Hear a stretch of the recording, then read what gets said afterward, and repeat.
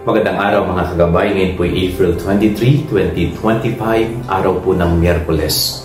At maririnig po natin sa ating Ebanghelyo ang kwento ng dalawang alagad na pauwi ng Emmaus at nagkwekwentuhan na lungkot pinag-uusapan nilang pagkamatay ng ating Panginoon.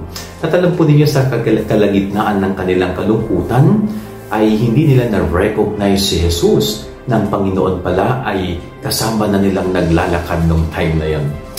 Alam po ninyo, kung minsan bigyan niya pong nangyayari sa buhay natin, no? Kumbaga, mas nangingibabaw yung lungkot natin, mas nangingibabaw yung pagdadalamhati natin, kaya hindi natin ma-recognize din kung minsan na ang Diyos ay kasama pala natin, no? Sa mga sitwasyon na yun.